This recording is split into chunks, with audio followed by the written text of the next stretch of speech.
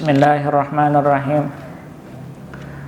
Wa bima nawa bihi salafus salih an Allah Ta'ala al-Karim yaftah alaina futuhal arifin wa yaj'alna wa iyyakum minal ladzina yastami'una al-qawla fayattabi'una ahsanah bisirril Qur'an wa bisirrin nabi wa ahlin nabi wa bisirril Fatihah. Bismillahirrahmanirrahim. Alhamdulillahi rabbil alamin arrahmanir rahim maliki yaumiddin. Iyyaka na'budu wa iyyaka nasta'in. Shiratal mustaqim, shiratal ladzina an'amta 'alaihim ghairil maghdubi 'alaihim waladdallin. Bismillahirrahmanirrahim. Alhamdulillahi rabbil alamin. Wa bihi nasta'in 'ala umurid dunya waddin. Salatan wa salaman daimaini mutalazimaini 'ala nabiyyil amin. Sayyidina wa habibina Muhammadin nabiyil amin wa ala alihi wa sahbihi ajma'in wa ba'du. Subhanaka la ilma lana illa ma 'allamtana innaka antal alimul hakim wa tub 'alaina innaka antat tawwabur rahim wa la haula wa la quwwata illa billahil aliyyil azim. Faqala mu'allifu rahimahullahu ta'ala Syekhuna al-Fadil al-Ustaz Dr. Muhammad Az-Zuhaili Wahb Az-Zuhaili Al-Mu'tamad fi fiqh Syafi'i.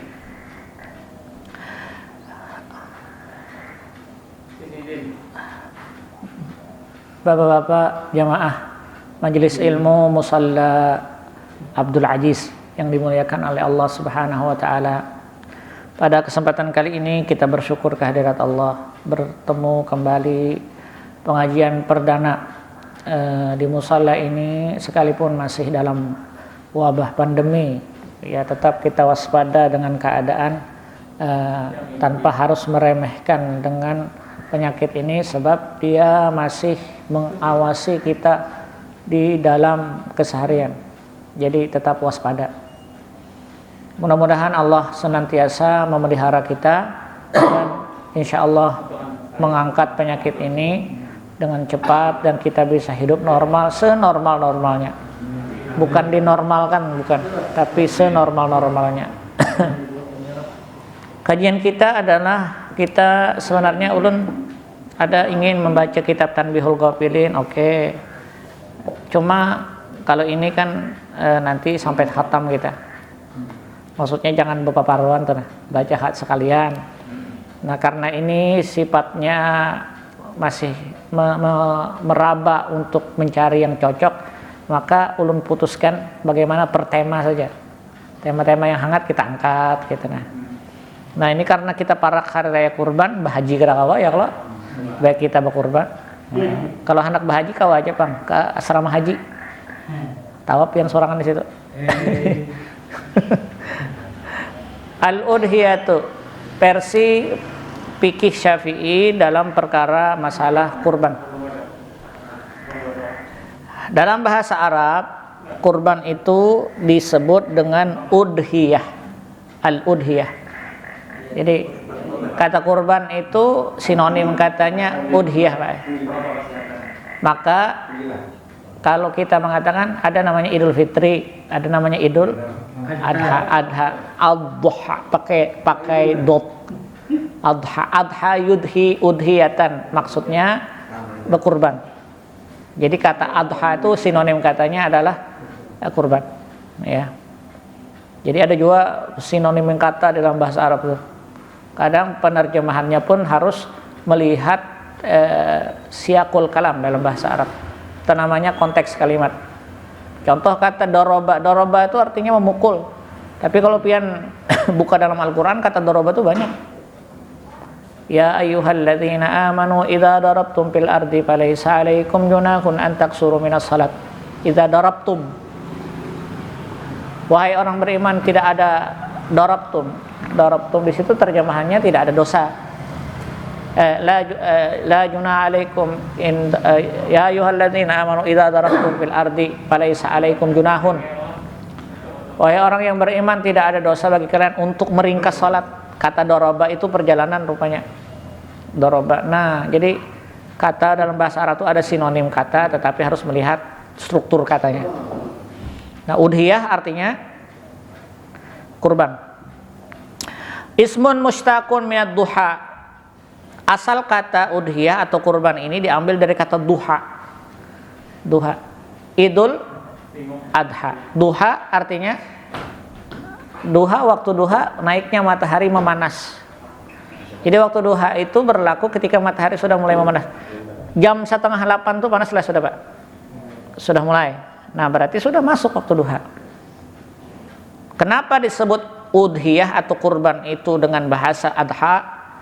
Karena li'annaha tuzbahu dzalikal waqt. Karena di waktu itulah binatang ternak itu disembelih. Jadi ada istilah dalam bahasanya haji itu namanya miqat zamani, ada batasan waktu. Menyembelih sebelum pelaksanaan sholat dilaksanakan itu jadi sembelihan biasa. Menyembelih setelah pelaksanaan sholat hukumnya menjadi mendekatkan diri kepada Allah, jadi kurban. Ya. Batasan waktunya sampai hari raya tasyrik, tenggelamnya matahari di hari ke-13. Nah, itu batasan waktunya. Jadi tidak main-main. Wal udhiyatu syar'an, adapun kurban secara syariat. Nah, jadi itu dari tinjauan bahasa dulu, Pak ya. Adha diambil dari kata adha ini kenapa? Karena mengambil dari istilah kata duha, waktu. Kenapa diistilahkan pada waktu ini? Karena binatang tersebut disembelih pada waktu itu. Kemudian secara istilah adalah hiya ma yadhbahu, bisa dibaca yadhbahu, bisa yuzbahu. Ma yuzbahu minal ibri wal baqari wal ghanam wal mu'izz taqarruban ila Allah ta'ala fi yaumil 'id wa ayyamit tasyrik.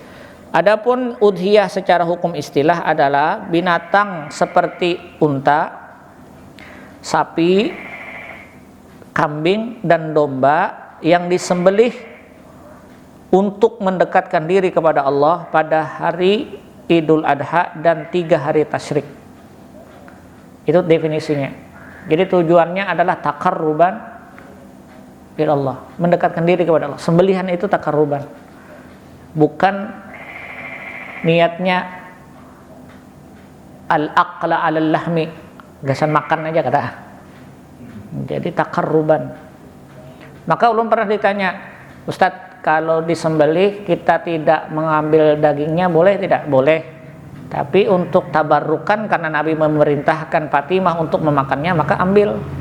Sekedarnya wa aqrabu ilaihi taqwa, dan memberikan seluruhnya kepada orang yang memerlukan itu lebih bagus. Misalnya Pak Haji Syarif menyembelih kurban 1 ekor kambing dan beliau tidak mengambilnya, hanya sedikit saja. Nah, lalu dibagikan semuanya, itu takarruban, maksudnya mendekati ketakwaan. Jenis-jenisnya nanti kita akan bicara terhadap syarat-syaratnya. Unta di kita kan ada unta ya, kecuali ada di antara peternak unta kena. Unta tuh banyak jenisnya, Pak. Unta, tapi kalau mau menyembelih unta Nabi menyuruh pakai berdiri. Tusuk di sini. Ada tenggorokannya di bawah punuknya sini. Tusuk betusuk, sobek. Nah, kemudian wa dalilu masyru'iyatiha qauluhu ta'ala, adapun dalil disyariatkannya kurban, Allah berfirman, fasholli li rabbika wanhar. Hafal semua nih surah Al-Kautsar. Inna a'tainakal kautsar, sesungguhnya kami memberikan kepada engkau wahai Muhammad Al-Kautsar. Al-Kautsar dalam bahasanya Ibnu Katsir 2 terjemahannya, tafsirnya. Al-Kautsar diambil dari kata kasura, artinya kebaikan yang berlimpah. Sesungguhnya kami melimpahkan kepada engkau dengan semua kebaikan wahai Muhammad. Al-Kautsar diterjemah juga dengan telaga haud, telaga. Ngaran telaga Kautsar itu Pak telaga minuman sumur yang nanti akan diminum ketika kita menghadapi istilah huru hara kiamat.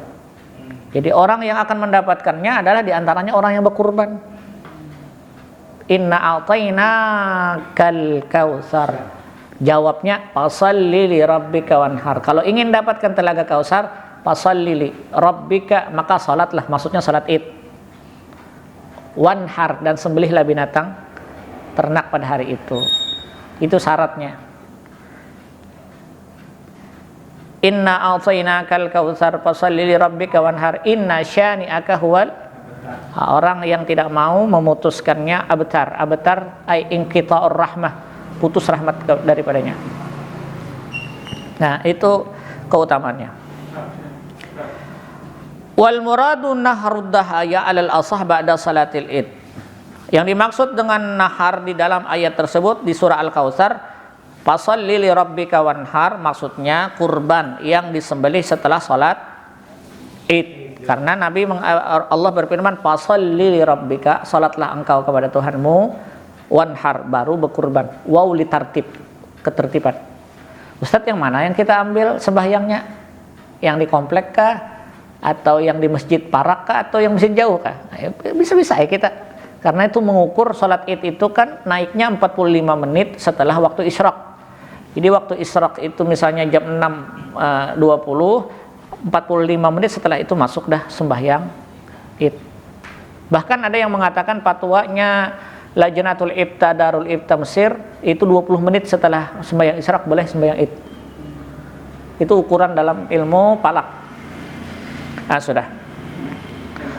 Warawa Anas radhiyallahu taala anhu, diriwayatkan oleh Anas bin Malik, anna Rasulullah kana yudahi bikabsaini. Dalil yang kedua dengan hadis. Riwayat Anas bin Malik bahwasanya Rasulullah sallallahu alaihi wasallam kana yudahi bikabsaini. Nabi dulu pernah berkurban dengan 2 ekor domba. 2 ekor domba. Fadzabaha biyadihi. Beliau menyembelih dengan tangannya sendiri. Maksud dengan tangan itu sidin seorang yang menyembelihnya. Itu maksudnya.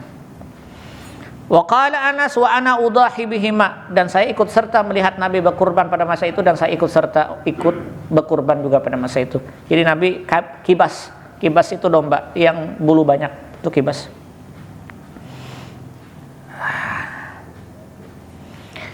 Wa fi riwayatin, dalam riwayat lain, dhaha bikabsaini amlahaini aqranain. Nabi menyembelih 2 ekor domba yang memiliki 2 tanduk, maksudnya bertanduk. Zabahahuma biyadihi, beliau menyembelih dengan tangannya sendiri. Wasamma, beliau mengucapkan bismillahi Allahu akbar wa kabbara, dan bertakbir. Jadi yang penting bertakbir. Bismillahi Allahu akbar, selesainya. Wa wada'a rijlahu ala sifahihima, dan beliau meletakkan kaki ala sifahihima, di pundaknya domba tadi. Jadi beliau kapit. Nah, itu maksudnya. Sudah. Wa tadhiyatu hukmuhu sunnatun muakkadah. Kurban dalam mazhab Syafi'i hukumnya sunat muakkad. Sunat muakkad. Wa yukarrir fi kulli sanah, dan dia akan terulang per tahun. Jadi biar pian sudah berkurban sekali, itu akan berulang lagi hukumnya tuh. Ulun sudah berkurban setelah, kalau dalam kondisi mampu, nanti ada persyaratannya mampu. Pian mampu di tahun itu kada berkurban, makruh, pian dibenci oleh Allah. Jadi kurban itu per tahun, jadi hukumnya dia akan berputar selama setahun. Makanya coba lihat persepsi di masyarakat kita, nah itu namanya hukum uruf wala hukum adat. Akikah hukumnya apa? Tetap sunat muakkad. Tapi karena sekalipun sunat muakkad, yang kadang pernah berakikah sampai mati dipikirakan oleh warisnya tuh, ditukarakan kambingnya atau diikut sertakan. Kenapa? Karena bahasa hadisnya tergadai. Jadi harus ditebus. Kurban hukumnya sunat muakkadah. Tapi kenapa orang yang penting sekali dalam seumur hidup barang jar? Karena bahasa kurban nanti ada keutamaannya, dia menjadi tunggangan nanti menuju surga. Jadi kalau kadada berkurban berarti kadada gojeknya sampai ke surga. Ada sampai. Jadi itu istilah-istilahnya. Tapi hukumnya pada kita intinya sunat muakkadah. Apa definisi sunat? Sunat itu kalau ditinggalkan tidak bermasalah, tapi pian banyak menghilangkan keutamaan karena muakkadah. Ulun contohkan, Sembahyang wajib ini ada menghimpitnya sembahyang sunat. Tapi posisinya ada yang muakkad, ada gairu muakkad. Kalau muakkad itu hukum pasti, yang Nabi tidak pernah meninggalkannya, sedangkan gairu muakkad hukumnya yang Nabi terkadang meninggalkan, terkadang mengerjakan. Yang muakkad berapa rakaat? Menurut Syafi'i 10, menurut Abu Hanifah 12. Tarjih Muhammadiyah ngambil 12. Syafi'i ngambil 10 NU. Keutamaannya sama, dua hadis yang sama dengan perawi yang berbeda. Yang 12 diriwayatkan oleh Aisyah, yang 10 diriwayatkan Ummu Salamah. Dua-duanya bini Nabi. Yang salah yang kada sembahyang sunat, itu aja. Mencontohkan. Yang 12 4 rakaat sebelum zuhur, 2 rakaat setelah zuhur, 2 rakaat setelah maghrib, 2 rakaat setelah isya, 2 rakaat sebelum subuh. Jumlahnya 12. Redaksi hadis sama. Man shalla isna asar rakaatan faqad banallahu lahu baitan fil jannah. Siapa yang memelihara 12 rakaat, Allah akan bangunkan sebuah rumah dalam surga. Itu riwayatnya Aisyah. Riwayat yang lain dalam riwayat Ummu Salamah, man shalla asara rakaat, barang siapa yang sembahyang 10 rakaat, Allah akan bangunkan sebuah rumah dalam surga. Bedanya di mana? 2 rakaat sebelum zuhur, 2 rakaat setelah zuhur, 2 rakaat setelah maghrib, 2 rakaat setelah isya, 2 rakaat sebelum subuh. Bedanya di zuhur. Maka kalau ditanya mana afdolnya sebelum zuhur sembahyang sunatnya, apakah 4 langsung atau 2? Dua-dua. Karena untuk membedakan ini muakkad, ini gairu muakkad. Itu kalau Syafi'i. Paham maksud ulun, Pak? Nah, yang 10 atau yang 12 ini yang terpelihara. Tapi kalau kita kada sembahyang sunat, dalam redaksi Burdah, Pak,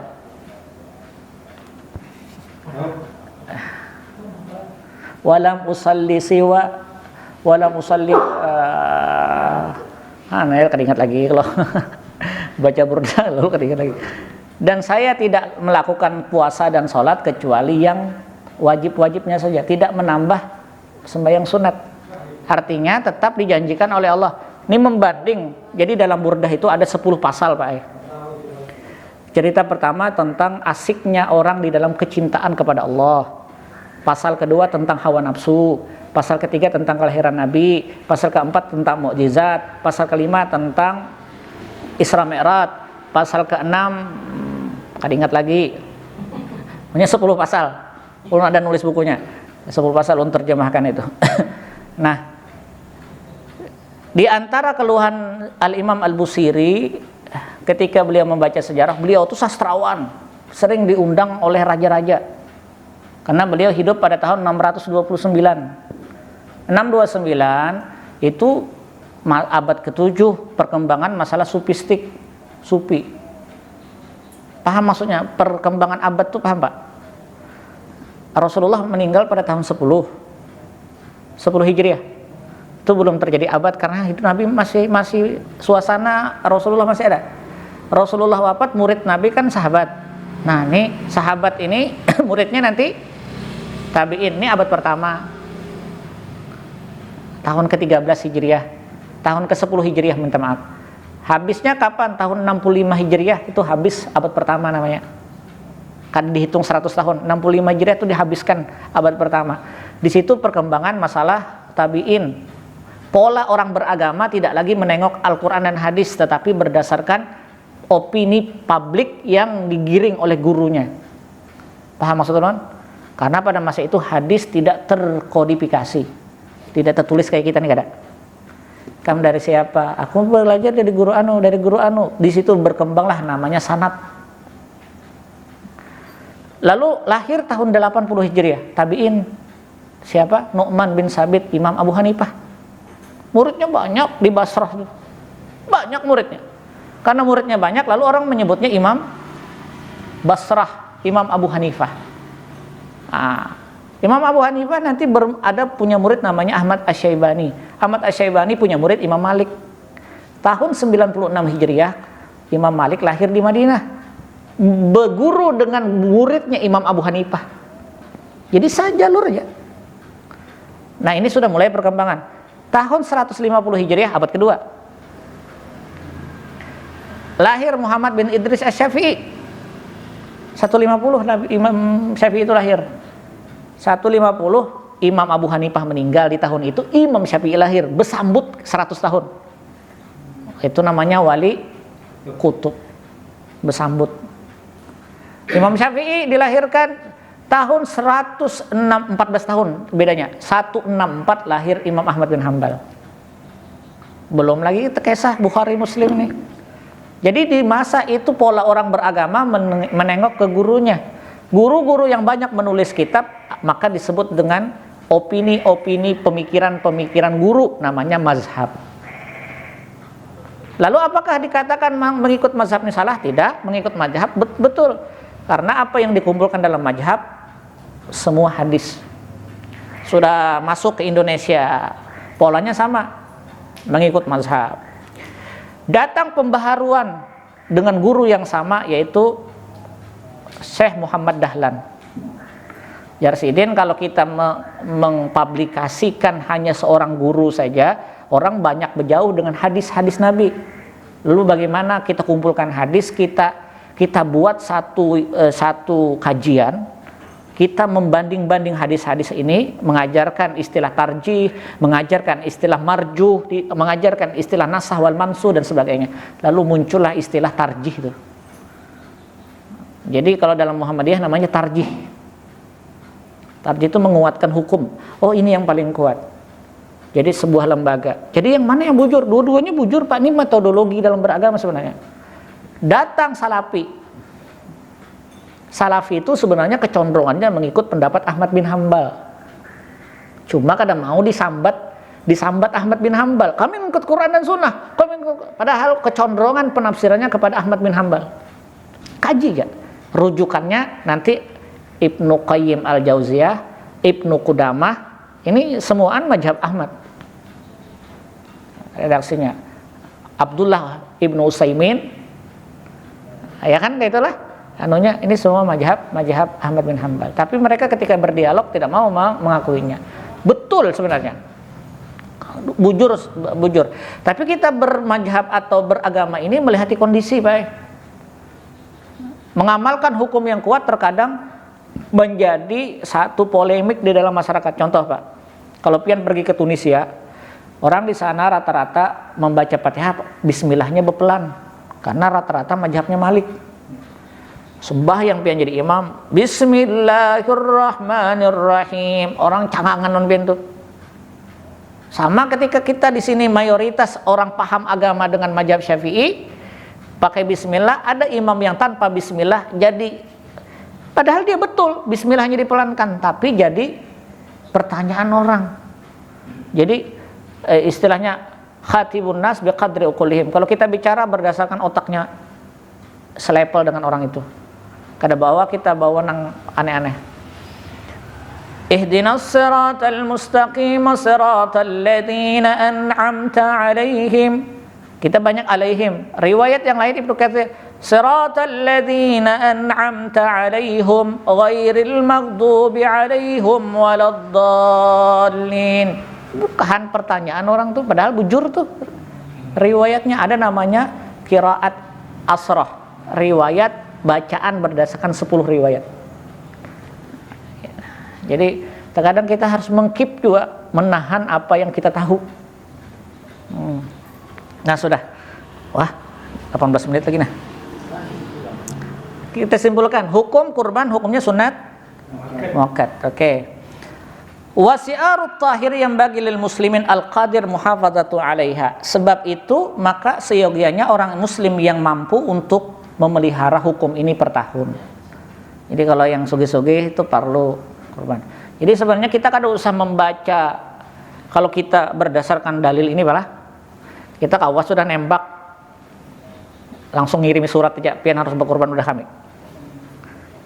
Karena yang mampu, kau jadi ukur dari penghasilannya. Qadirun 'alaiha. Di hadisin Anas. Wa tadhiyatun sunnatun 'alal kifayah fi haqqi ahlil bait. Dalam mazhab Syafi'i, kurban itu menjadi sunat kifayah dalam satu keluarga. Misalnya kayak ini, ada satu ayah, istri satu ke dua kah? Dua.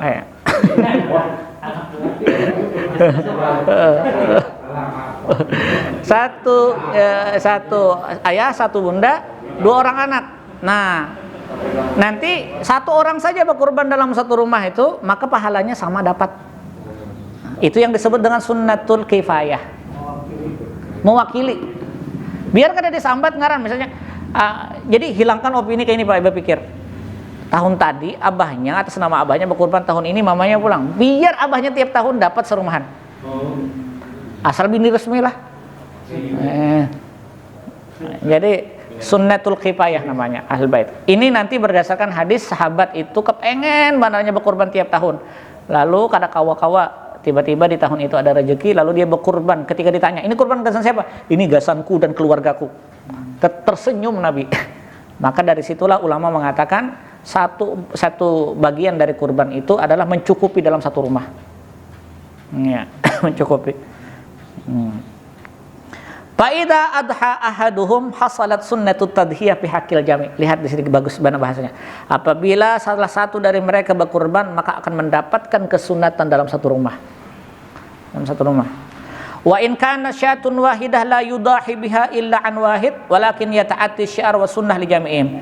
Sekalipun satu ekor kambing untuk satu orang satu rumah mereka itu tidak akan berkurban. Tidak berkurban mereka itu dengan semua nama, tapi hanya satu orang saja. Walaki yata'atti syiar, karena ini syiar maka akan mendapatkan sunnah ke semuanya. Jadi bukan kayak ini pemahamannya, malah ada aturan yang telah berlaku dalam hukum fikih. Satu ekor kambing satu orang, satu ekor sapi boleh musyarakah namanya, berkongsi 7 orang. Satu ekor kambing disambatnya ngarannya sebertaan. Ini untukku, untuk enggak ada, satu saja, tapi ke pahala yang dihasilkan akan mendapatkan kesemuanya. Maka keliru kalau ini saya dan keluarga saya semuanya disebutkanlah namanya, kada bisa Pak, karena satu ekor kambing hanya satu orang. Jadi ada ketentuan berlaku, cuma pahalanya dapat. Wa tajibul udhiyatu bisababain halatain. Tadi kita sepakat bahwa hukum asalnya adalah sunat. Oke, sepakat nih Pak ya. Karena nanti berpengaruh terhadap masalah pembagian dagingnya. Kapan udhiyah atau kurban itu menjadi wajib? Nah, ini sekarang kita dua keadaan kurban itu menjadi wajib. Pengaruhnya nanti kalau sudah jadi wajib, maka yang berkurban tidak boleh menyantap daging yang disembelih itu.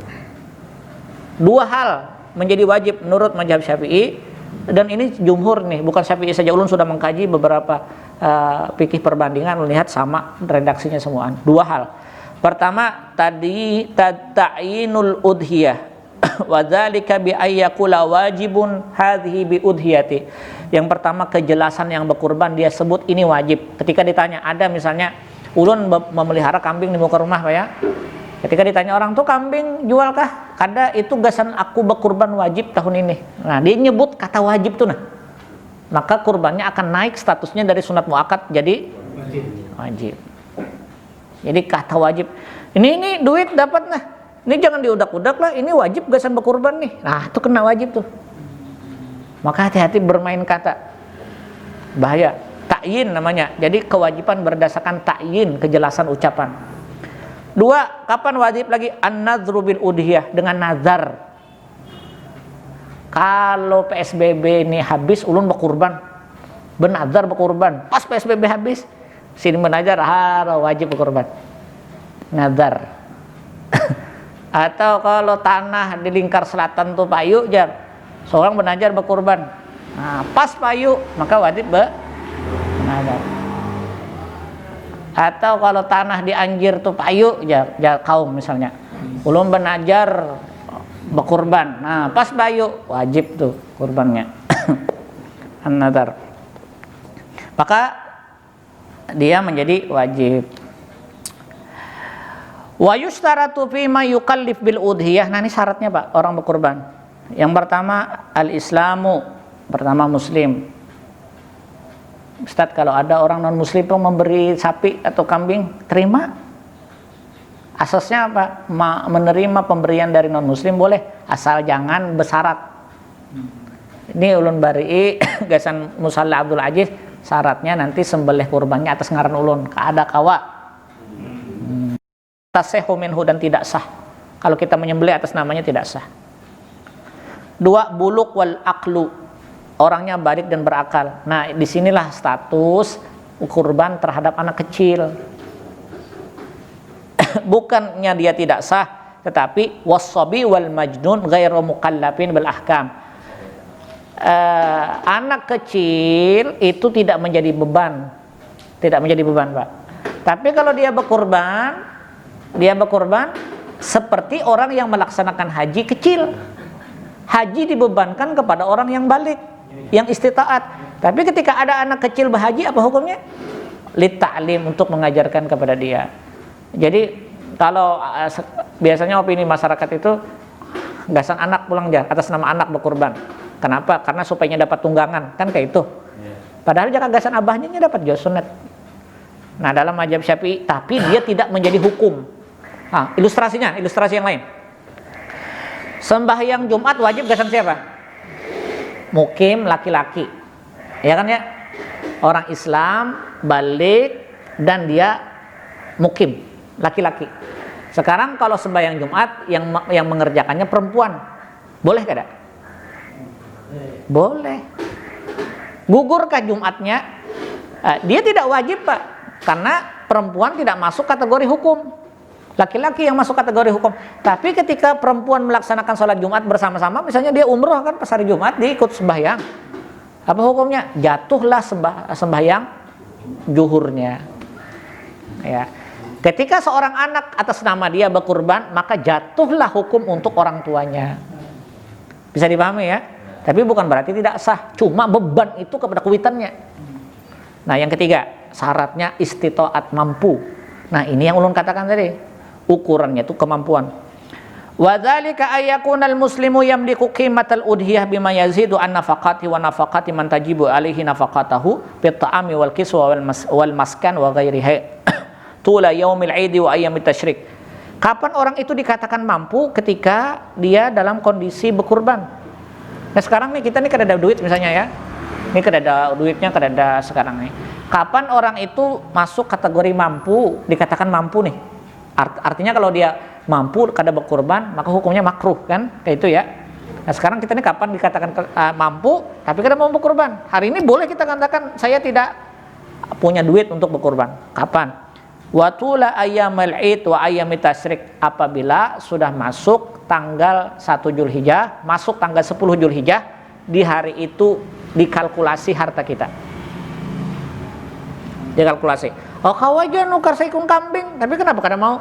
Oh, ini duitnya gasan bayar kreditan sepeda motor, ini bayar kreditan rumah, ini bayar kreditan kulkas, ini bayar banyak kreditan nih. Oh, duitnya habis. Oh, kada sanggup, berarti kada mampu. Tapi kau aja neng ini, maka dikatakan kategori mampu.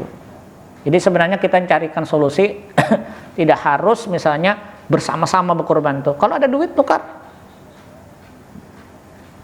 Nah, ini apa namanya kategori istitaat. Jadi kalau sekarang ini belum ada beban kita, tapi kena tanggal 1 Zulhijjah kelihatan tuh. Ada beban. Maka sebenarnya yang kayak inian, hukum yang seperti ini sebenarnya tergantung tekad seseorang. Contoh haji. Haji itu Pak Ulun pernah menemui orang hanya berjualan. Sidin itu berjual mulai jamu gendong, berangkat haji. Berarti memang tergantung tekadnya itu kemampuan, tekad beliau. Nah, itu istitaat. Jadi kita ini masih kada kena hukum, tapi nanti ketika tanggal 10 Zulhijjah baru adanya hukum, mampu kada di tanggal itu. Sudah. Ulun ulangi, syarat kurban muslim, balik berakal, dan mampu. Nah, ukuran mampu inilah yang menjadikan kita terulang per tahun. 7 menit lagi. Jamnya buat nih. Wala yujazi fil adhiya illal an'am. Tidak diperkenankan kurban itu kecuali dari binatang ternak. Sepakat ya? Kalau hendak menyembelih sondesip kada sah. Boneka yang disembelih. Wahya ibil wal bakar wal ghanam. Di antara binatang ternak yaitu unta, sapi, dan kambing. Wa tashtamilu hadhil asnabu tsalatsah tasmilu jami'u anwa'ul ibil. Semua keturunan-keturunan unta itu berlaku. Unta itu macam-macam jenisnya. Wa jami'u anwa'il bakar. Begitu pula seluruh corak-corak sapi. Di sini disebutkan wa min hal jamus, di antaranya kerbau. Kerbau itu biasa di negara tuh. Di Kabupaten Daha tuh. Yang ada terorisnya sekarang. Nah, itu kurban biasanya pakai hadangan. Hadangan. Jamus tuh jenis sapi, Pak. Wa jami'u anwa'il ghanam. Begitu pula seluruh daripada jenis kambing seperti do'nu wal mu'iz. Do'nu domba yang banyak bulu. Apa itu? Kayak di Australia itu ya, Pak. Domba juga nyebutnya ya. Wal mu'iz, domba juga nih. Wa anwa'ihima. Kalau kita kambing kacang, kambing apa-apa tuh. Nah. Wala yujazi ghairul an'am minal baqaril wahash wa humair wa dhaba wa ghairiha. Tidak sah di antara jenis binatang ternak yang kotor, dianggap kotor di sini. Seperti humair, himar, keledai. Begitu pula di sini disebutkan ini keledai disebutnya. Li'annahu lam yankul anin nabi wala anil ahadi minas sahabat, karena nabi tidak pernah mengatakan atau mengerjakannya, begitu pula daripada sahabat. Wa yajuju tadhiyah fil an'am bidzakari wal untha. Tidak masalah, boleh kurban itu baik jenis kelaminnya laki-laki atau perempuan. Kada usah pian cek din, kada masalah. Ini laki kah perempuan kah? Kami anak cari nang bini aja. Kata Bapak. Tidak apa-apa lah, hadisnya ulun tidak sebutkan. Wa tujazil batna al-wahidah awil baqar al-wahidah an sab'ati sawa'un kana min ahli baitin aw buyut. Yang kedua, boleh dalam satu ekor sapi atau satu ekor unta berkongsi sebanyak 7 orang, sebagaimana Rasulullah sallallahu alaihi wasallam daripada Jabir bin Abdullah, Rasulullah berkurban di Hudaybiyah satu ekor unta sebanyak 7 orang. Jadi Nabi, sejarahnya kenapa dikongsi itu boleh, waktu Rasulullah Fathul Makkah, hendak masuk kota Mekah, tiba-tiba tertahan. Itu anak berhaji itu. Haji turun ayat haji itu pada tahun 6. Tiba-tiba diperintahkan Rasulullah untuk berangkat ke Mekah. Cuma dikira orang-orang kafir Quraisy, mereka menyerang. Akhirnya dalam kondisi berihram tertahan di sebuah tempat namanya Sumaisi. Di Sumaisi itulah akhirnya tertahan. Akhirnya mereka melepaskan ihram, memotong seekor kambing karena melepas ihram dalam kondisi ihsar, terkepung. Akhirnya di situ melakukan umroh qada namanya. Lalu sampai pada hari Idul Adha, Nabi menyembelih 100 ekor unta. Dari 100 ekor unta, 64-nya Rasulullah, sisanya Ali. Jadi Nabi menyembelih 60 ikung. Jadi kalau orang ada nyembelih 20 ekor, biasa aja. Nabi 60. Seorangan aja sih. Pian bisa membayangkan kalau 60 tuh kira-kira awaknya halus kah? Berarti Rasulullah itu gagah, Pak. Kita hitung umur Sidin. Nabi hijrah pada umur Nabi di Mekah itu 13 tahun. 40 diangkat jadi Rasul. 40 tambah 10, 53. 53 berarti hijrah. Tambah 6 tahun lagi. Karena tahun 6 Hijriah itu turun ayat untuk berhaji. 53 tambah 6? 59 umur Nabi menyembelih dengan 60 ekor unta. Berarti, nah itu yang hendak dicari. Kalau pian hendak cari hadisnya, keluarlah versinya Ibnu Qayyim Al-Jauziyah, namanya Tibbun Nabawi, cara Nabi berobat. Tapi orang biasanya hanya membaca cara Nabi berobatnya aja, kadang membaca cara Nabi hidup. Nabi itu makan malam apa yang dimakan, makan siangnya apa, makan paginya apa. Jadi pembentukan pola hidup sehat itu dari Nabi sudah dibentuk. Cuma kita terkadang mencari, obatnya habas sauda nih, obat dari Nabi. Cuma kadang umpati cara kesehatan Nabi sama ya juga. Tiap malam makan yamin arul, misalnya nih, kolesterol tinggi tuh.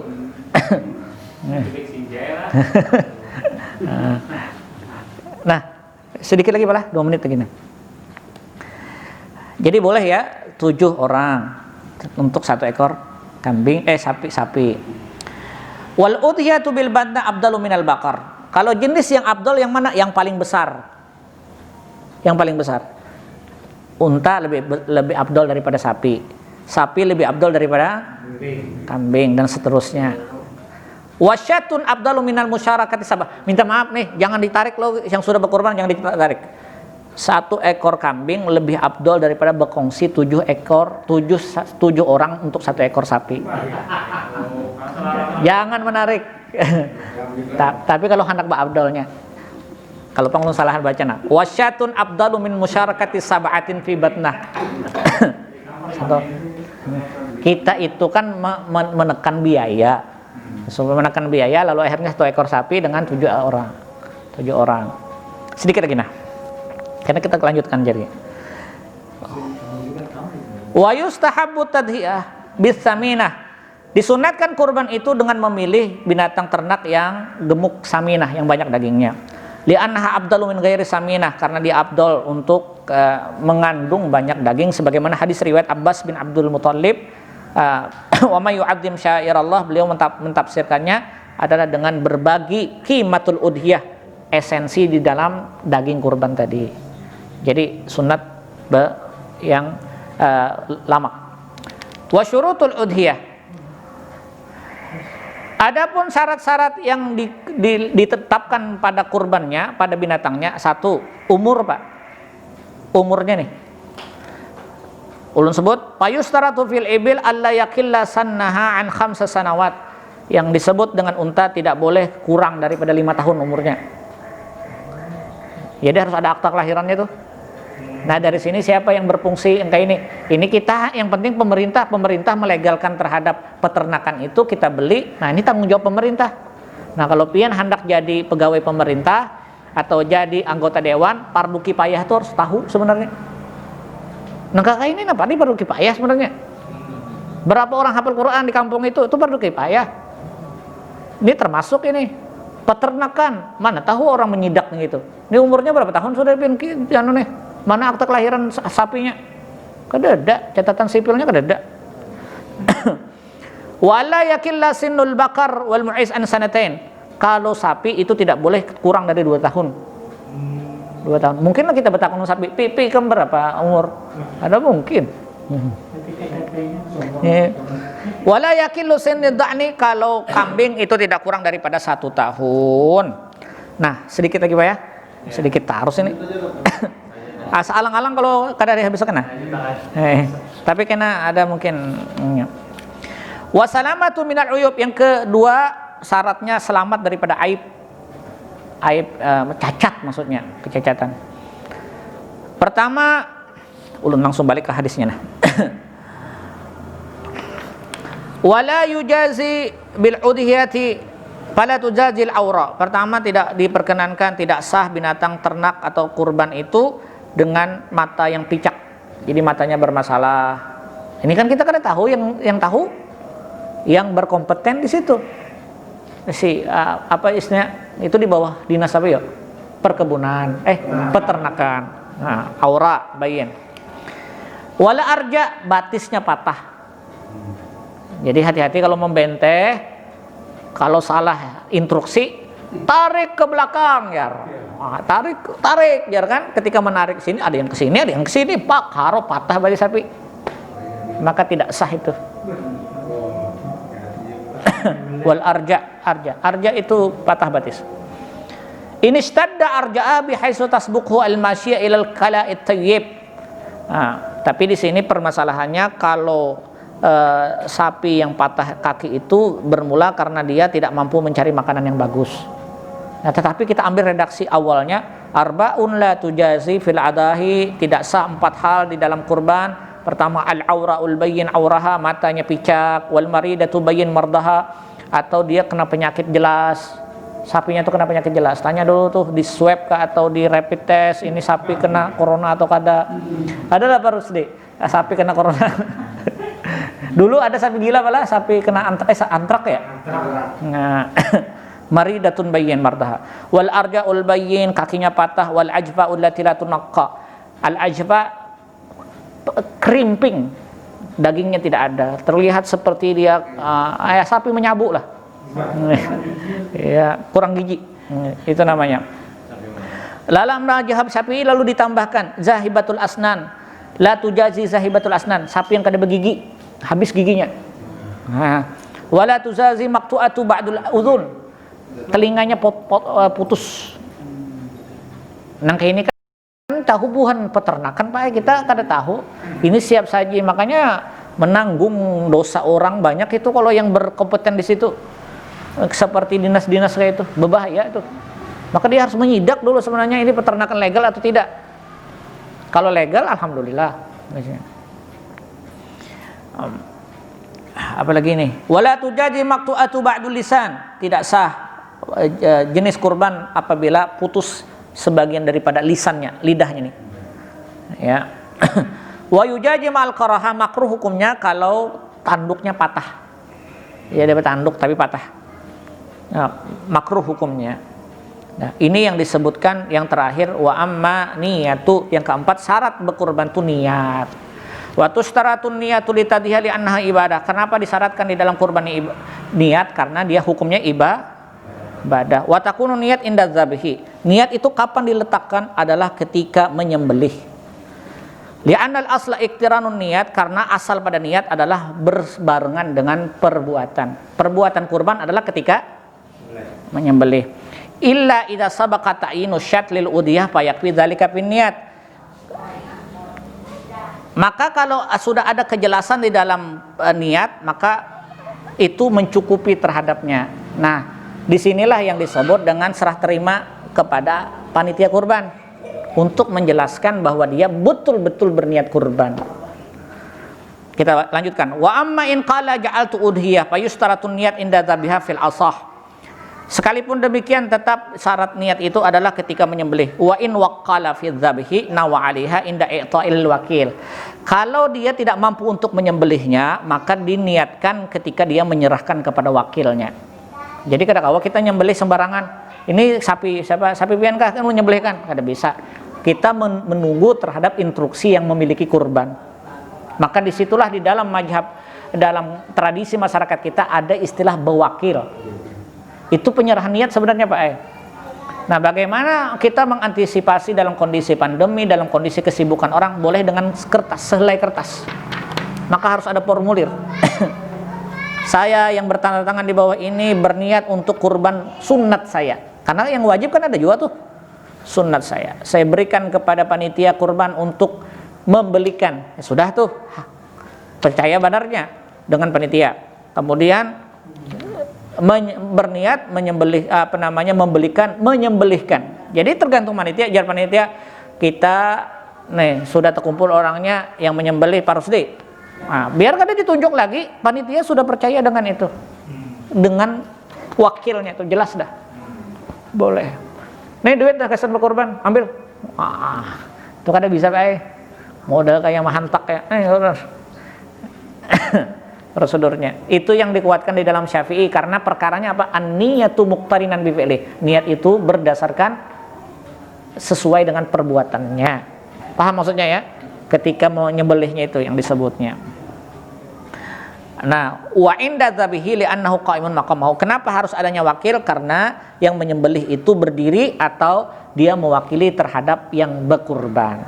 Maka disebut namanya fulan bin fulan, fulan bin fulan, tapi dia sudah menyerahkan kepada dia. Nah, itu. Wallahu a'la wa a'lam bissawab. Nanti insyaallah pertemuan berikutnya kita akan bicara kesunatan. Kada boleh kalau yang wajib. Ya. Dia boleh meminta haknya, saya minta bonnya tapi saya kasihkan kepada orang lain. Dia wajib memberikan itu kepada seluruhnya, kepada orang lain. Tapi misalnya kan biasanya saya 7+1. Ini Nggih. kita lah 7/6 atau mereka dapat saya belum korban. Dapat 7+1 istimewa. Nah, sekarang istimewa itu pun itu sana nyuruh wajib korban perlu. Kada boleh. Tetap hak ulun cuma bagi lain. Iya, betul. Jadi dalam rangka kayak ini kita edukasi peserta itu. Nah, pian tetap kami berikan haknya, tapi karena ini kurbannya adalah kurban wajib, maka kami sarankan tidak untuk dikonsumsi pian. Pian tidak boleh sendiri mengkonsumsi. Pian kasihkan kepada fakir miskin, keluarga pian dan sebagainya. Karena nanti orientasi pembagian, mekanisme pembagian itu ada 3 di dalam hukum. Pertama, linafsihi, dia boleh makan. bagi kurban sunat. Yang kedua fakir miskin, masyarakat sekitar. Yang ketiga menjadi hadiah. Yang pian katakan, yang ulun tahu, pian ada memberi bon kecil kan. Nah bon kecil kepada si kurban itu dia boleh mengasihkan kepada keluarganya. Dia tinggal di Anjir, misalnya dia tinggal di Banjar. Nah nih kalau ikan mandak daging nih ambil kena ke Persada Raya.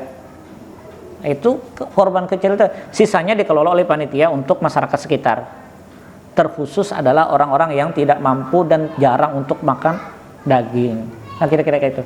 Tetap diedukasi. Kadang-kadang ada loh, dan ada arisan kurban.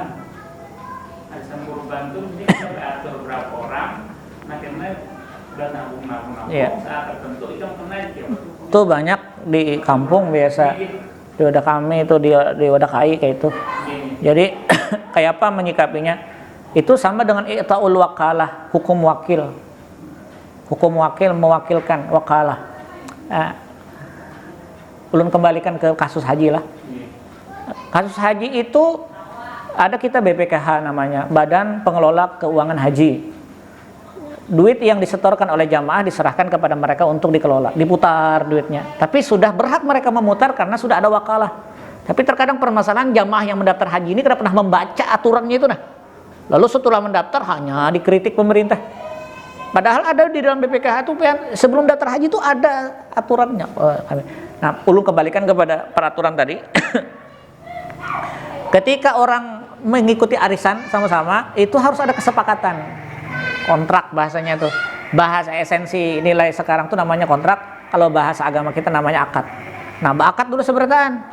Ini nanti kalau yang kena pertama, ini yang berkurban ini kita wakalahkan kepada mereka. Itu boleh. Ada kejelasan Pak, bukan goror toh. Bukan goror. Itu boleh yang kayak itu. Ya, jadi bergantian. Nah, kalau misalnya meninggal yang ini nih harus turun ke walinya, ke anaknya warisnya itu boleh. Ya, boleh. Kira-kira itu jawabannya. Ada lagi? Bila yang masalah robek telinga itu ya masalahnya bilanya ada yang saya belum lihat tuh ada menandai ibaratnya di mayatnya. Waktu hidup kan maksudnya biasanya kita kan ada bukan sapinya kalau pindah tepung huruf ya, ya. tukang sapi jadi pian nandai lah ibaratnya katanya di sayapnya kan telinganya. Iya. Kadang potong ini sudah waktu jadi saghiratul udhun. Kalau memang ditandai hanya sekedar kecil saja di dalam penandaan itu waktu jadi boleh sah hukumnya. Ini jawabannya ada. Wala tujadil lati lam yukhlaq laha udhun. Kalau kedada sama sekali telinganya bermasalah, separuh hilang telinganya bermasalah. Ini maksudnya cacat permanen itu lah. Iya, cacat permanen. Wa tujazi saghiratul udhun namanya. Kalau diberi tanda ditulis bisa aja kalau ditulis tuh. Nah, tulis jangan di sini kasihannya sakit tuh betindik. Ada lagi? Kalau tidak ada kita tutup. Ya insyaallah kita lanjutkan di pertemuan yang akan datang. Aku lu qauli hadza al-Fatihah. Bismillahirrahmanirrahim. Alhamdulillah.